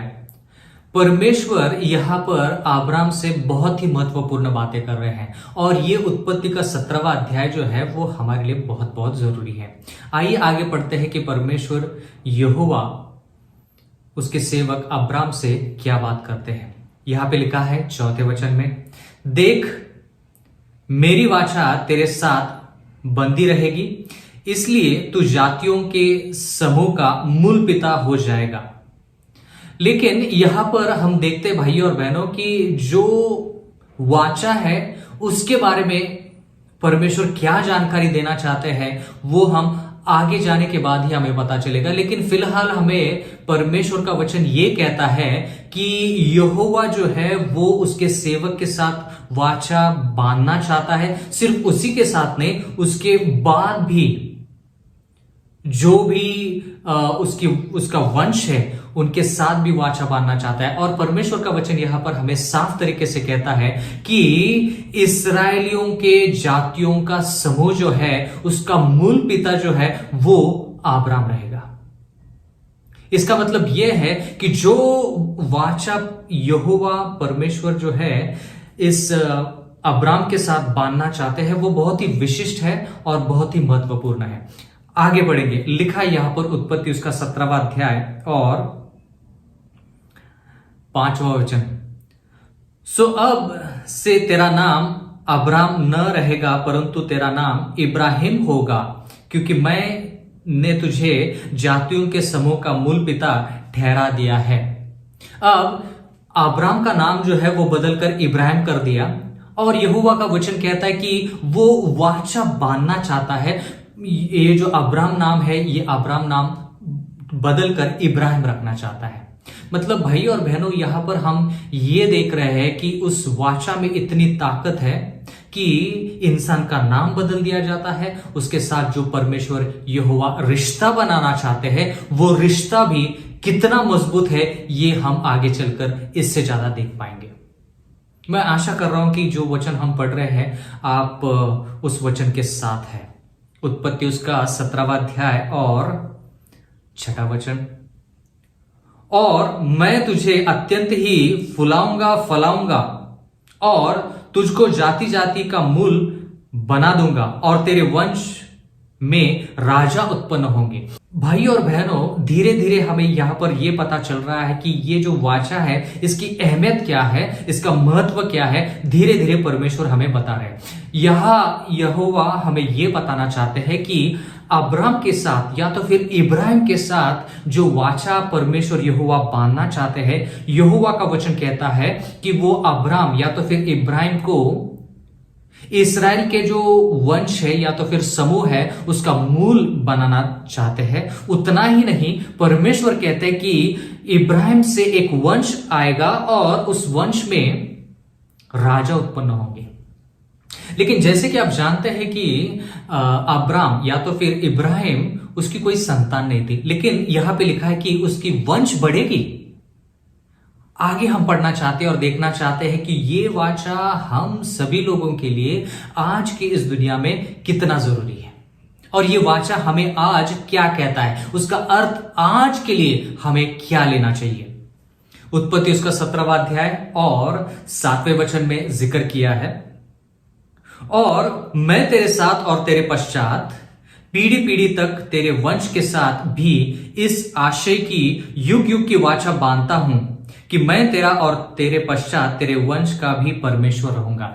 इसका मतलब यह है भाई और बहनों कि भले ही परमेश्वर अब्राम से बात कर रहे हैं, लेकिन यहां पर परमेश्वर यहोवा सिर्फ अब्राम के साथ ही नहीं बल्कि उसके बाद उसके वंश जो है उनके साथ वाचा बांधना चाहते हैं। और वो वाचा जो है वो पीढ़ी पीढ़ी तक रहेगी। और यहोवा का वचन कहता है कि ये वाचा में परमेश्वर हमें ये बताते हैं कि ये वाचा उसके और उसके वंश के साथ इसलिए बांधा गया है या तो फिर बांधना चाहते हैं ताकि ये सब लोग परमेश्वर के हो जाए और परमेश्वर उनका हो जाए। उत्पत्ति उसका 17वां अध्याय 8वां वचन। और मैं तुझको और तेरे पश्चात तेरे वंश को भी यह सारा कनान देश जिसमें तू परदेशी होकर रहता है इसी रीति दूंगा कि वह युग युग उनकी नीच भूमि रहेगी और मैं उनका परमेश्वर रहूंगा। अब इस वाचा के जरिए परमेश्वर हमें यह बताना चाहते हैं कि इब्राहिम और उसका जो वंश है उनको कौन कौन सी आशीष मिलने वाली है। भाई और बहनों, यहोवा का वचन कहता है कि इस वाचा के जरिए परमेश्वर इब्राहिम को यह कहना चाहते हैं कि उसके वंश से राजा निकलेंगे। दूसरी बात हम यहां पर यह पढ़ते हैं कि यहोवा कहते हैं कि इस वाचा के जरिए अब्राहम को या तो फिर इब्राहिम को वो फुलाना चाहते हैं, फलाना चाहते हैं और उसको उस वंश का मूल बनाना चाहते हैं, मुखिया बनाना चाहते हैं। उतना ही नहीं भाई और बहनों, हम आगे भी पढ़ते हैं कि ये वाचा जो है उसके साथ और उसके वंश के साथ बांधने के बाद परमेश्वर कहते हैं कि जो कनान देश है वो कनान देश इब्राहिम और उसके संतान को, उसके वंश को मिलने वाला है। और यहोवा जो है वो इस वंश के परमेश्वर रहेंगे या तो फिर बनना चाहते हैं और हमेशा उनका परमेश्वर रहना चाहते हैं। भाई और बहनों, क्या आप देख रहे हैं कि इस वाचा बांधने की वजह से कौन कौन सी आशीषें इब्राहिम और उसके वंश को मिलने वाली है? बहुत सारी है। उत्पत्ति उसका 17वां अध्याय और यहां पर हम 9वां वचन पढ़ेंगे। लिखा है, फिर परमेश्वर ने इब्राहिम से कहा, तू भी मेरे साथ बांधी हुई वाचा का पालन करना, तू और तेरे पश्चात तेरा वंश भी अपनी पीढ़ी में उसका पालन करे। अब ये जो वाचा है, वाचा भाई और बहनों, इसका मतलब ये है कि एक दूसरे के साथ एक विश्वास में बातचीत करके एक बहुत ही महत्वपूर्ण एक दूसरे को वादा करना, ये वाचा जो है, उस वाचा में ये बातें होती है। मतलब जो वाचा परमेश्वर इंसान के साथ, कभी कभार हम देखते हैं कि जो वादा किया जाता है वो दो तरफ के जो लोग होते हैं वो बराबरी के होते हैं, लेकिन यहां पर हम देख रहे हैं कि परमेश्वर यहोवा जो है, जो निर्माण करता है, वो इंसान जो निर्मित है उसके साथ वाचा बांध रहे हैं, मतलब वादा कर रहे हैं। उस वाचे में दोनों तरफ से वादा होना चाहिए भाई और बहनों, ये बहुत जरूरी है। और परमेश्वर का वचन कहता है कि ये वाचा जो है उसका पालन सिर्फ इब्राहिम को ही नहीं, उसके संतान को भी करना है, क्योंकि आशीष जो मिलने वाली है वो इब्राहिम और उसके वंश को भी मिलने वाली है। भाई और बहनों, जैसे कि अभी तक हमने पढ़ा कि परमेश्वर यहोवा कहते हैं कि वो जो वाचा है उसके वजह से इब्राहिम इस्राएल के समूह का मूल बनेगा। दूसरी बात हम ये पढ़ते हैं, परमेश्वर कहते हैं कि इब्राहिम जो है उसको, उसके साथ वाचा बांधने के बाद परमेश्वर कहते हैं कि वो उसे फुलाएंगे, फलाएंगे, अत्यंत और बहुत सारी आशीषें देंगे। तीसरी बात हम देखते हैं कि इस वाचा का नतीजा ये है भाई और बहनों कि कनान देश जो परमेश्वर ने वादा किया हुआ देश है, वो देश परमेश्वर यहोवा इब्राहिम और उसके वंश को देने वाले हैं। यहोवा का वचन ये भी कहता है कि परमेश्वर यहोवा उनके साथ रहेंगे और वो उनके ईश्वर रहेंगे। मतलब इतनी सारी बातें उस वाचा में है। तो ये वाचा कितना जरूरी होगा इब्राहिम और उसके वंश के लिए, ये हम यहां पर पढ़ रहे हैं। भाई और बहनों, हम यहां पर आगे पढ़ते हैं उत्पत्ति उसका 17वां अध्याय और 10वां वचन।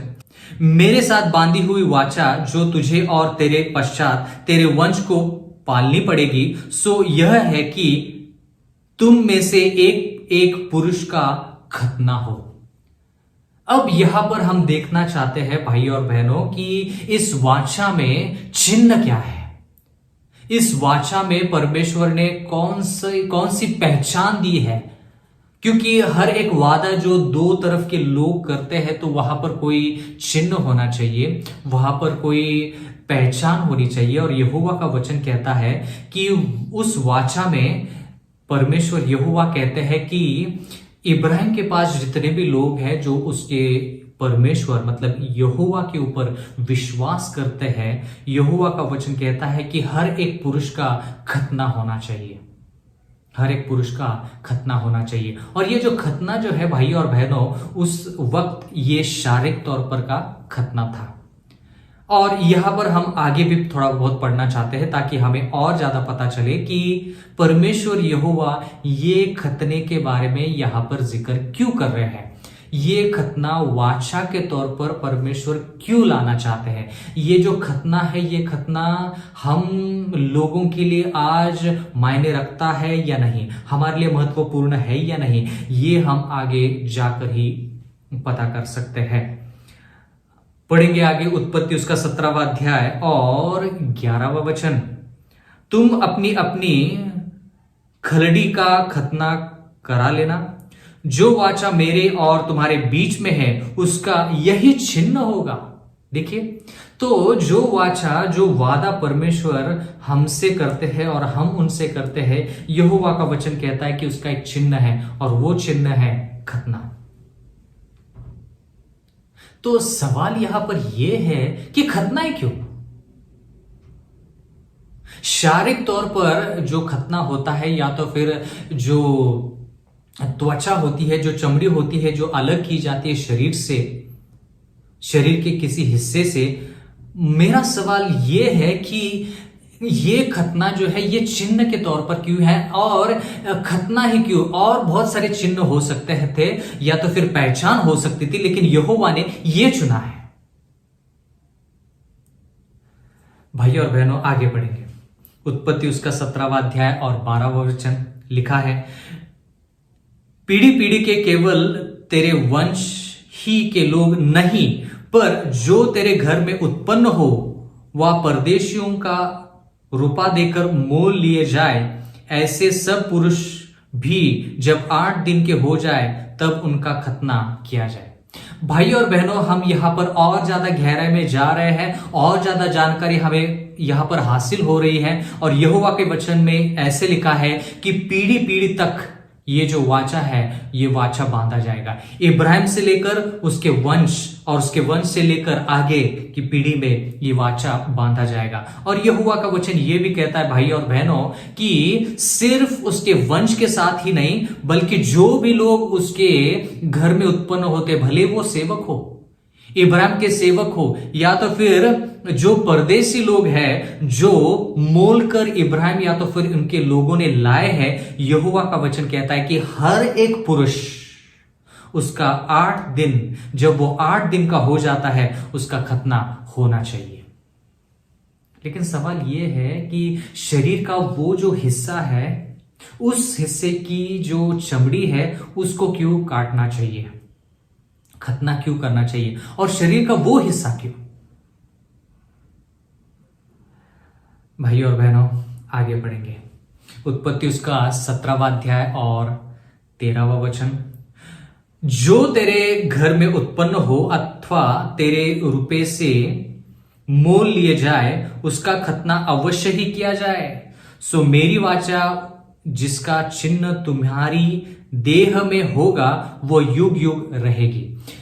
ये जो पहचान है, ये पहचान देह में है। मतलब भाई और बहनों, परमेश्वर का वचन कहता है कि वो वाचा, जो वादा परमेश्वर हमारे साथ करना चाहते हैं, यहोवा का वचन कहता है कि वो युगान युग होगा। इसका मतलब ये है कि वो जो पहचान है, वो जो चिन्ह है, वो जो खतना है, वो शारीरिक तौर पर है, देह में है। और परमेश्वर ने ये चिन्ह, ये पहचान जो है, ये क्यों चुना? ये सब बहुत ही जरूरी सवाल का जवाब आज हम परमेश्वर के वचन से पढ़ना चाहते हैं। आगे लिखा है कि ये सिर्फ इब्राहिम और उसके वंश के लिए नहीं, बल्कि उसके घर में जो भी उत्पन्न होते हैं, जो भी उसके घर में मोल कर परदेशी लाए जाते हैं, उनके साथ भी यही करना है। अगर ऐसा ना किया जाए तो क्या हो जाएगा?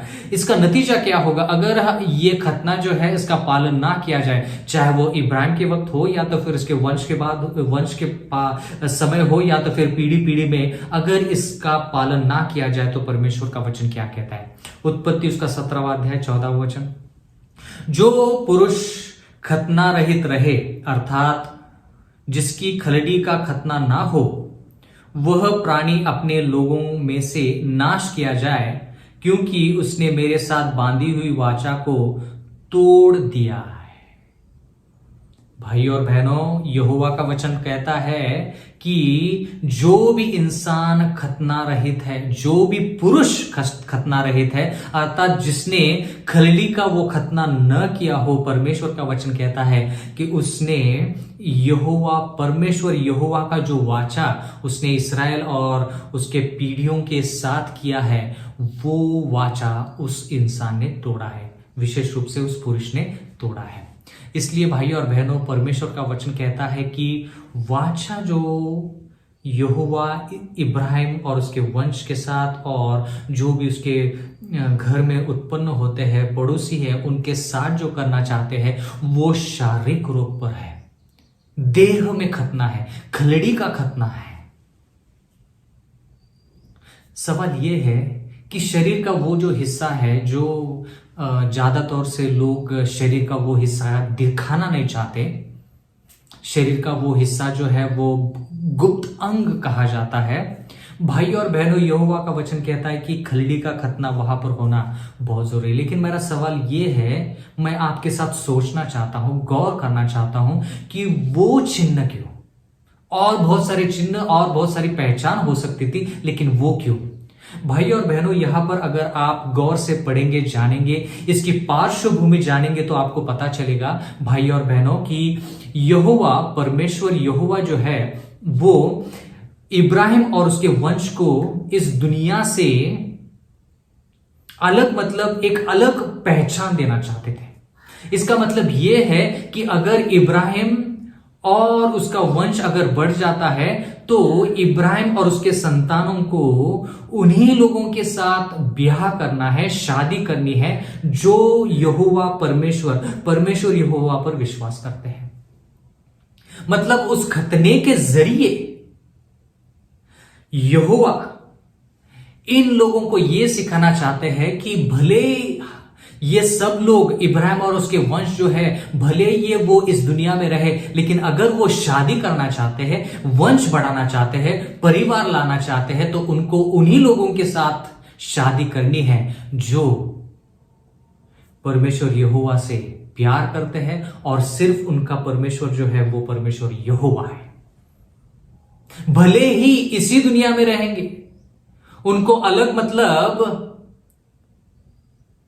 इसका मतलब यह नहीं कि वो बाकी के लोगों के साथ वार्तालाप नहीं कर सकते या तो फिर सुसमाचार नहीं बता सकते, लेकिन यहोवा का वचन कहता है कि शादी, ब्याह। इसलिए भाई और बहनों, परमेश्वर ने कहा कि अगर हम शादी के बारे में सोचते हैं, शारीरिक संबंध के बारे में सोचते हैं, तो यहां पर परमेश्वर जानबूझकर इब्राहिम और उसके वंश से वाचा रखते हैं, बांधना चाहते हैं वो वाचा, और कहना चाहते हैं कि जब आप शादी के बारे में सोचोगे, शादी के बाद जो शारीरिक संबंध होता है, भाई और बहनों, यहोवा का वचन कहता है कि शरीर में जो, देह में जो खतना है, उसके वजह से हर एक पुरुष जो इब्राहिम और उसके वंश में है, उनको पता चलेगा कि अरे देह में मैं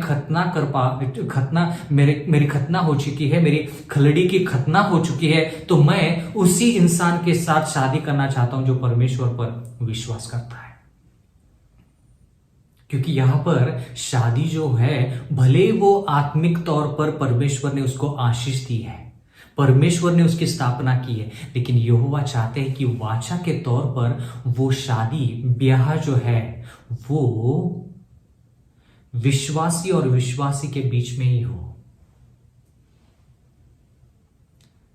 अब पता चला भाई और बहनों कि परमेश्वर ने ये वाचा, ये पहचान, ये चिन्ह जो है वो देह में और विशेष रूप से उस शरीर के उस हिस्से के साथ वो वाचा क्यों बांधा है, या तो फिर उस शरीर का गुप्त अंग जो है, गुप्त शरीर का हिस्सा जो है, वो एक पहचान के तौर पर, खतने के तौर पर वो पहचान जो है वो क्यों मांगी है?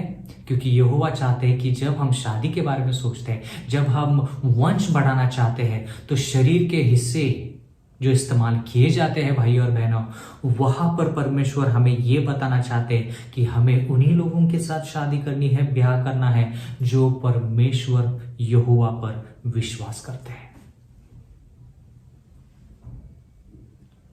इसीलिए ये चिन्ह, इसीलिए ये पहचान। और जैसे हम आगे बढ़ेंगे भाई और बहनों, अगर आप पवित्र शास्त्र में आगे पढ़ते हैं, उत्पत्ति से लेकर मलाकी तक, यहां तक कि अगर आप यीशु मसीह के वक्त भी गौर करेंगे तो आपको पता चलेगा कि 8 दिन जब खत्म हो जाते हैं तो जो नर थे, जो या तो फिर जो पुरुष थे, जो बच्चे थे, उनको खतना करना पड़ा था। लेकिन हम आगे चलकर पढ़ना चाहते हैं कि यीशु मसीह के बाद या तो फिर जब ये प्रेरित लोग आए, उन्होंने इस खतने के बारे में क्या कहा है, ये खतना आज हमारे लिए जरूरी है या नहीं, वो भी हम पढ़ना चाहते हैं। गलातियों की किताब उसका 6 अध्याय 13 वचन में लिखा है, क्योंकि खतना करने वाले आप तो व्यवस्था पर नहीं चलते, पर तुम्हारा खतना करना इसलिए चाहते हैं कि तुम्हारी शारीरिक दशा पर घमंड करें। देखिए भाई और बहनों, जो पुराने नियम में खतने की जो बात चल रही है, जो हम पढ़ रहे हैं, यहोवा का वचन कह रहा है नए नियम में कि जो लोगों का खतना हुआ वो परमेश्वर की व्यवस्था, परमेश्वर की आज्ञाओं के अनुसार ना चले, तो सवाल यह है कि उस खतने के बारे में जो परमेश्वर ने कहा है वो सिर्फ शारीरिक तौर पर ही था या आत्मिक तौर पर? अगर सिर्फ शारीरिक तौर पर ही था तो यहां पर पौलुस ये नहीं कहता कि वो व्यवस्था के अनुसार नहीं चलते, लेकिन पौलुस यहां पर कहता है कि भले उनका खतना हुआ हो लेकिन उन्होंने आज्ञाओं का पालन करने से नकार किया, या तो फिर व्यवस्था के अनुसार वो लोग न चले। तो सवाल यह है कि अगर परमेश्वर के साथ वो लोग नहीं है, परमेश्वर के दिए हुए वचन के अनुसार वो लोग नहीं है, तो भले उनका खतना क्यों ना किया हो शारीरिक तौर पर, क्या वो मायने रखता है?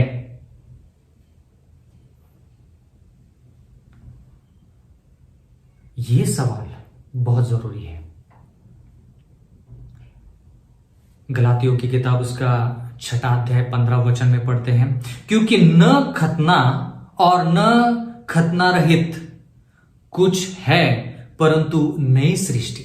फिर एक बार आपके लिए पढ़ना चाहता हूं, गलातियों 6:15 में लिखा है, क्योंकि न खतना और न खतना रहित कुछ है परंतु नई सृष्टि। परमेश्वर के वचन में लिखा है कि अगर कोई खतना, किसी का खतना हुआ हो या ना हुआ हो, पौलुस यहां पर कहते हैं, परमेश्वर यहोवा के वचन में पवित्र आत्मा से प्रेरित पौलुस यहां पर कहते हैं, चाहे लोगों का खतना हुआ हो या ना हुआ हो, लेकिन अगर वो नई सृष्टि है वो बहुत जरूरी है। इसका मतलब यह है भाई और बहनों कि जब परमेश्वर यहोवा ने इब्राहिम और उसके वंश के साथ वादा किया, वाचा बांधा और कहा कि आपको शरीर में खलड़ी का खतना करना जरूरी है, यहोवा ने सिर्फ शारीरिक तौर पर बात वहां पर नहीं की थी।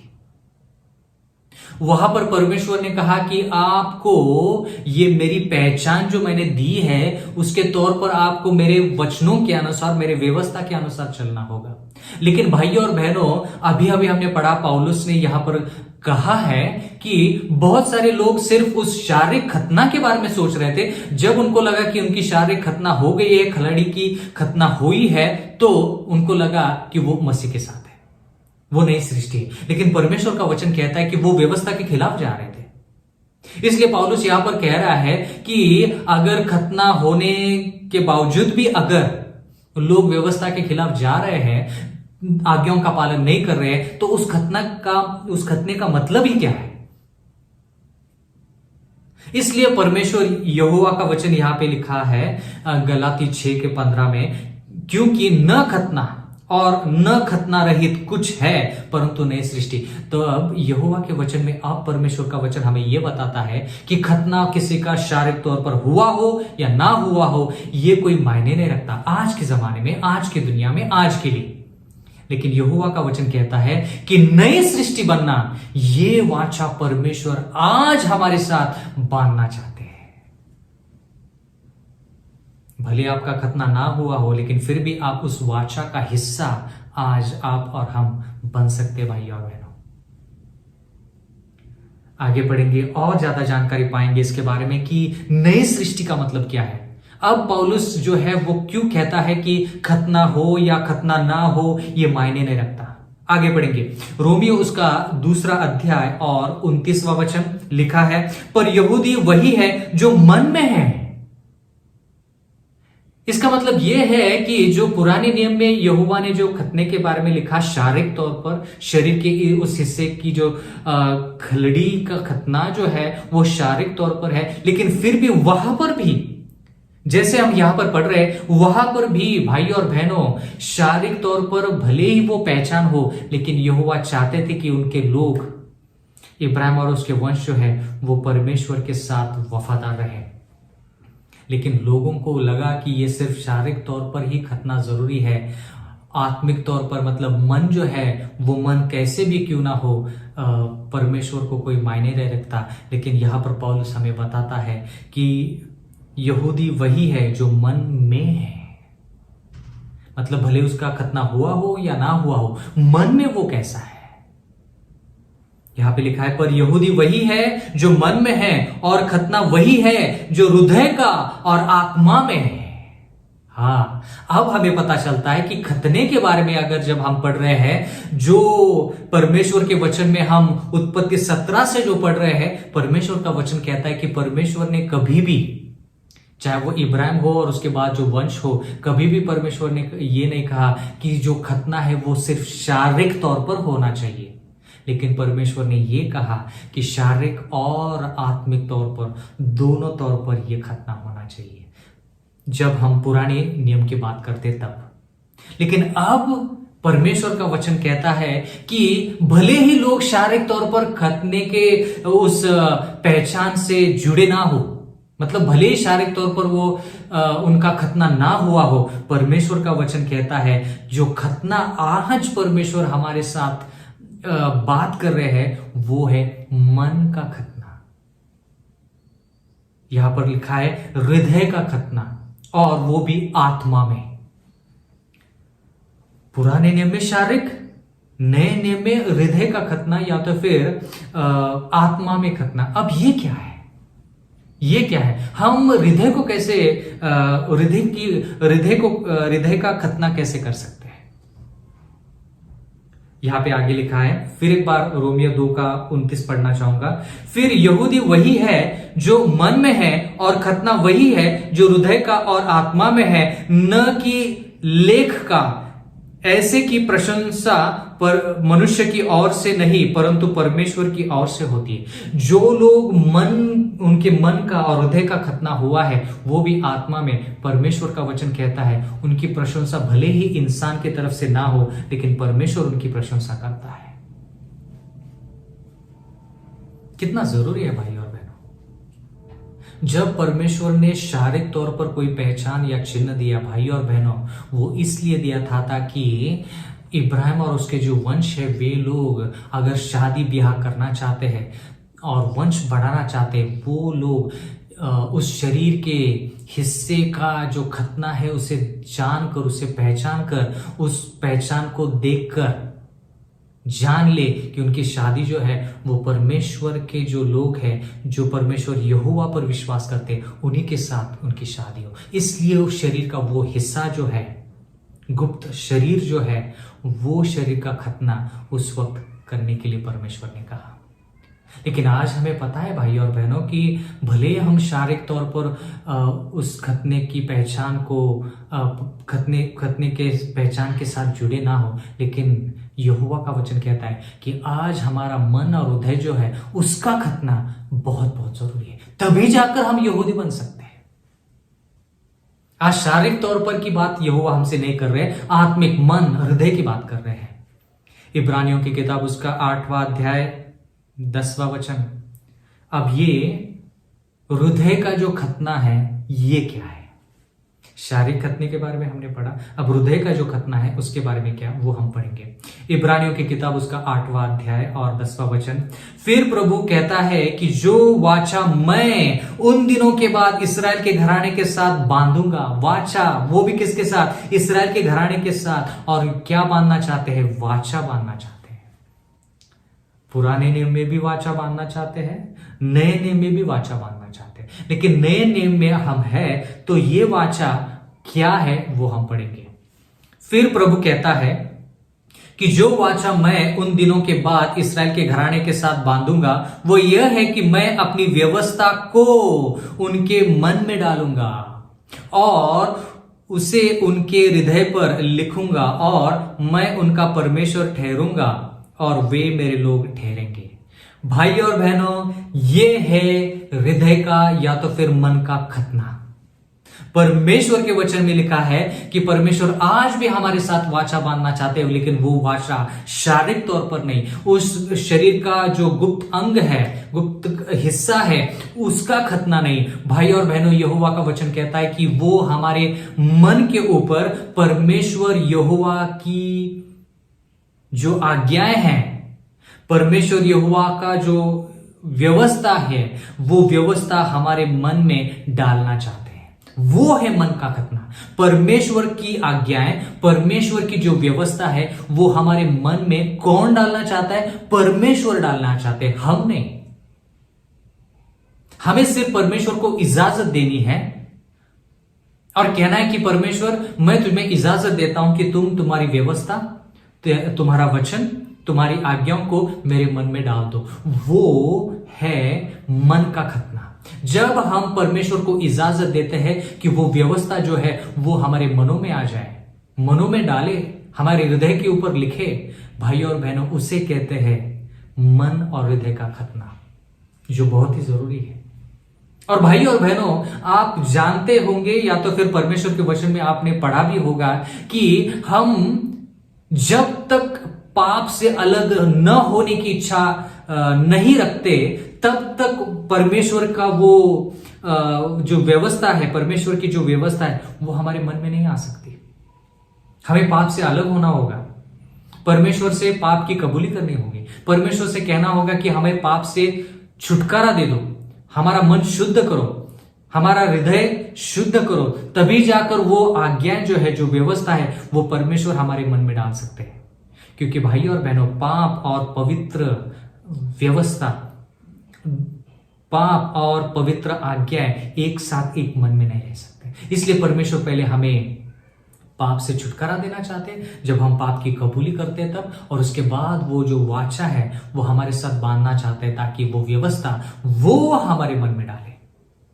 आगे लिखा है, और परमेश्वर का वचन कहता है कि उनके हृदय पर लिखूंगा, मतलब वो वाचा जो है, उस वाचा में अभी क्या हम पढ़ रहे हैं, व्यवस्था मन में डाली जाती है, और जो आज्ञा है, जो व्यवस्था है, वो हृदय के ऊपर लिखी जाती है।